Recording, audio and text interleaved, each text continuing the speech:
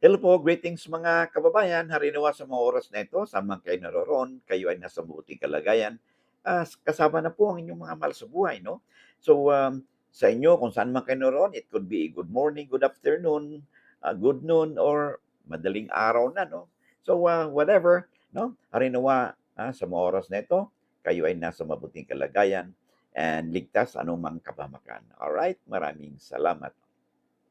Sa mga hindi pa po nakakilala sa akin, ito pong muli sa Atty. Rogelio Wong ng Batas Pinoy. Ang ating pong channel ay isa pong legal and public service program inyong lingkod in collaboration with Integrated Bar of the Philippines, Manila Port Chapter. Paalala lang po, ang ating po pinag-usapan o napag-usapan na ay i-treat po ninyo only as our for academic or discussions only. Okay? Hindi po ito may considered na legal opinion. Consult your lawyer. Pinaka-the best na mag-consult po sa inyong lawyer. Okay, maraming salamat. Okay, ang ating po bibigyan po ng, oh, by the way, bago tayo magpatuloy doon, pwede po bang makahingi po sa inyo ng pabor? Kasi ayon po sa base kasi sa datos ng YouTube, no? More than 60% po ng ating yung ating mga viewers po ay hindi po sila subscribers, no? At kung hindi naman po kalabisan po sa inyo, and if you find our videos interesting and informative, siguro naman po wala naman po siguro mawawala po sa inyo kung mag-click po kayo ng isang subscribe lang po, isang shares and like po, no? Pag sa ganun, mahuli po tayo ng algorithm ng YouTube at mapalawig pa natin ating advokasya, no? Sa ating mga kababayan. And it could be your friends, your relatives, your neighbors, no, kakilala ninyo. At sila din po ay may mapulot at matututo dun sila sa ating pinag-usapan. Sabi natin lagi, di ba? Lamang na ang may alam sa batas. Okay, maraming salamat. Alright, wag na po tayong magpa-tumpik-tumpik pa. Ang unang bigyan po natin ng daan po natin ay ang sulat po sa atin ni Arlim. Ito si Arim. Suki po natin ito si Arim, no?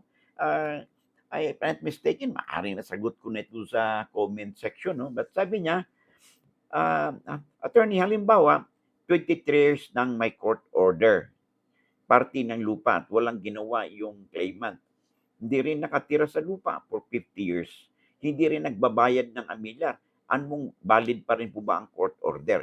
Okay, so ito, kung di ako nagkakamali, kung we are talking of claimant, no? So ibig sabihin nito ay mari yung lupa na yan ay hindi pa titulado, mari nakapending pa yan doon sa DENR, no?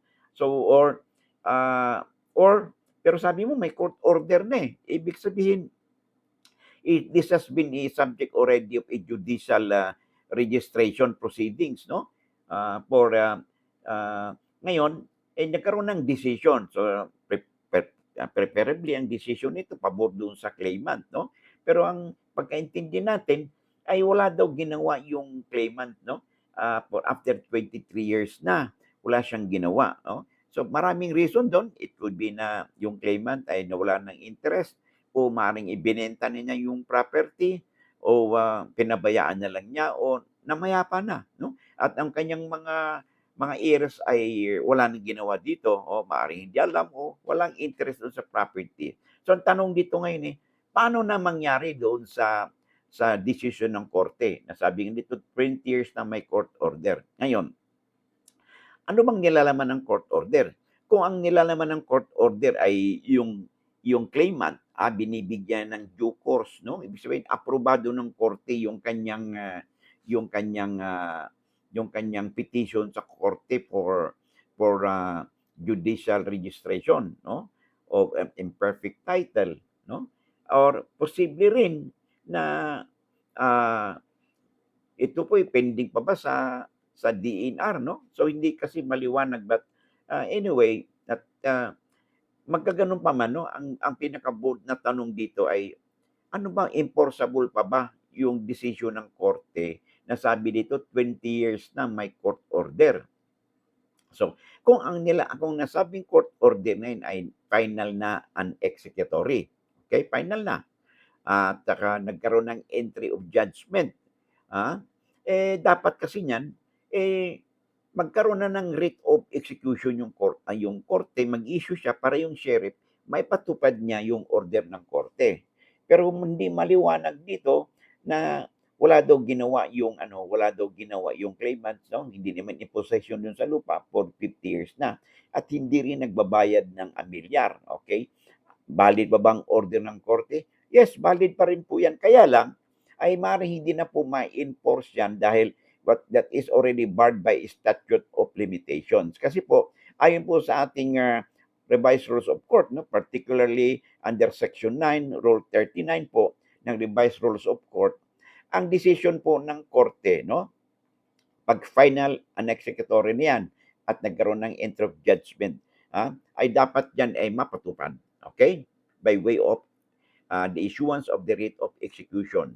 So pag hindi po napatupad yan at nagkaroon po siya ng 5 years, no, within that 5 years period, ay pwede pong ipapatupad niyang desisyon na yan sa pamamagitan ng writ of execution.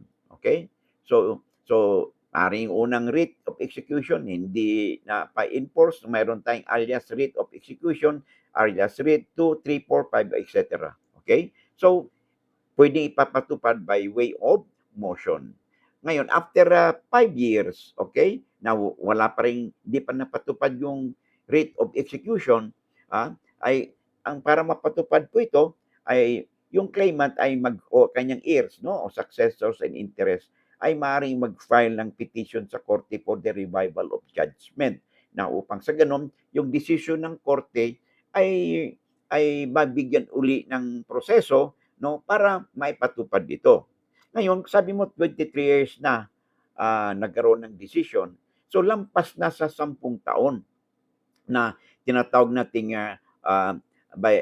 yung barred by statute of limitation kasi hanggang 10 taon lang po, no, na maring ipatupad ang desisyon ng korte or yung inyong right o cause of action kasi prescribed na po. Okay? So hindi na. So anong gagawin ngayon? Dahil prescribed na yung right ng claimant na yan to enforce that judgment, ang pananaw po ng batas ng Pinoy dyan ay pwede po ninyong, kasi claimant lang siya eh. So you can apply, no? Ikaw yung mag-apply, kayo mag-file ng application sa korte, maging claimant, kayo na ngayon ang magiging claimant doon sa property. And of course, hindi natin alam kung ano bang usapin nito. Ito ba ano pa ba sa pre-patent issue ba ito or ito ba talagang ano ito sa judicial proceedings po ito, no? Judicial registration usapin. So either way, no, kung ito ay ang gulo nito, no, usapin nito ay halimbawa doon sa DNR, no, pag-issue ng pre-patent at hindi nagkasundo, nakarating sa korte, okay? So ano man yung decision ng korte ay dapat mapatupad. Hindi natin alam kung ano ba 'yon, okay?